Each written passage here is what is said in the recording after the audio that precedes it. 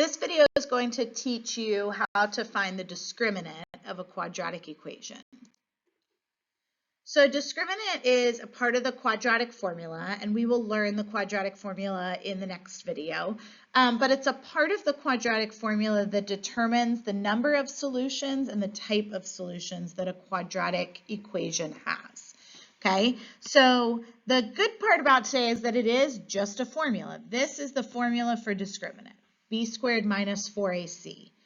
We have already seen the letters a, b, and c when a quadratic equation is in standard form. So if you look down at the steps for solving for a discriminant, the very first step is to make sure that the quadratic equation is in standard form. That way we can identify the values of a, b, and c. Once we identify those values, we are going to substitute them into this equation, okay? When we substitute them into the equation, we'll plug it into the calculator, we will get an answer.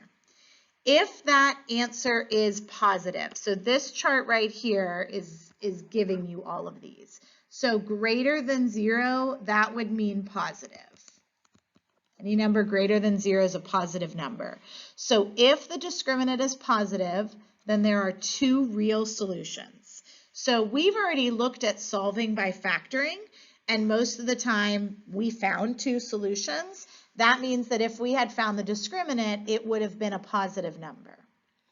If the discriminant is equal to 0, then there is only one real solution. And if the discriminant is negative or less than 0, then there are no real solutions.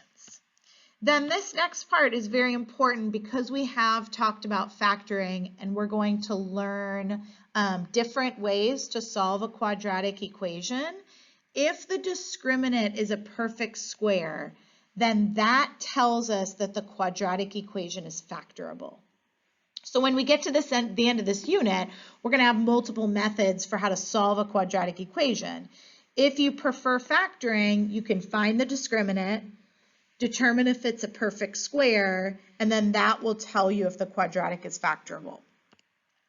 A perfect square being 16 or 25, anything that you can take the square root of and you get a whole number, that's going to be considered a perfect square, and that would make it factorable. Okay, so let's look at the first example. First things first, it has to be in standard form. So 2x squared minus 12x plus 19, that is in standard form. Step 2 is going to be to identify what is A, what is B, and what is C.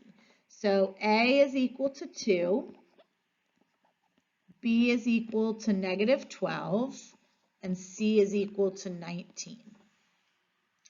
Then I'm going to take these values and I'm going to substitute them into our formula. So the formula for the discriminant is b squared minus 4ac. So b is negative 12. So I would replace the b and substitute a negative 12 and then squared. Then minus 4 times a, which is 2. So times 2, and then times c, which is 19. So I am just taking these values, b, squaring it, minus 4, and then times a times c. Parentheses can be used for multiplication. You could also just use a multiplication symbol. Where you have to be really, really careful on these problems is when you are doing b squared. If you don't put the negative 12 in parentheses before you square it, then the calculator is only going to do 12 squared and then multiply it by the negative 1 at the end. We know that anytime you take a number and square it, it's going to be positive. Okay, so be very, very careful when you're typing this into the calculator. But you can type this into the Desmos Scientific Calculator as is, and we would expect you to do that rather than doing this math in your head. So when you type this into the calculator, you should have gotten negative 8 as the answer. So now for the number and type of solutions, you have 3 scenarios. The discriminant is positive. That would mean you have 2 real solutions. the discriminant is 0, that would mean you have one real solution, or the discriminant is negative. If the discriminant is negative, then you have no real solutions. Now, it is very, very important that you use the word real. There are solutions, there could be solutions that are called complex numbers or imaginary solutions that you'll learn later on in math. So make sure that you include that word real. So is the quadratic equation factorable? If there are no solutions, then it's not going to be factorable. We cannot take the square root of a negative number. So example 2, first thing we need to do is get this quadratic equation into standard form. So I can do that by moving the 18 to the left. So this would be 4x squared minus 21x minus 18 is equal to 0. Okay, then we're going to identify A is 4, B is negative 21, and C is negative 18. So using the formula, B squared, so negative 21 squared, minus 4, and that is part of the formula, so it's always minus 4, and then times A, which is 4, times C, which is negative 18. And when we plug that into the calculator, we get 432. So what that tells us is because this is a positive number and it is bigger than 0, we are going to have 2 real solutions. So then, is it factorable? Would the method of factoring work to be able to solve this quadratic equation? So in order to be factorable, the discriminant must be a perfect square, meaning I could take the square root of 432 and it would give me a whole number as an answer. So we can type the square root of 432 into our calculator and we do not get a whole number. So this is not factorable. That is not a perfect square. So example 3, again, the first step is to get this into standard form. So to get this into standard form, I can move the 24x by subtracting it. And then just be careful of its placement. This is the value of b. So ax squared would be first, which is 9x squared, then minus 24x, then plus 16 is equal to 0. Now, these are kind of bigger numbers. You might be tempted to look for a GCF. If you do have a GCF, this does not, because these are not all divisible by 3 or by 9. But in the event that you did have a GCF, taking the GCF out actually impacts your discriminant, and it will change the value of your discriminant.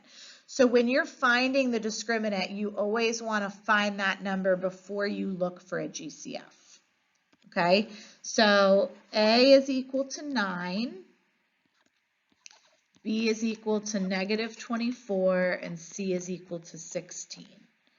So B squared would be negative 24 squared minus 4 times A times C. Put that into the calculator, and you should get 0. So if you get 0, that means that we just have one real solution. Then for the question of is it factorable, well, 0 is a perfect square. That would just be 0 times 0. So we can take the square root of 0, which means yes, this is factorable.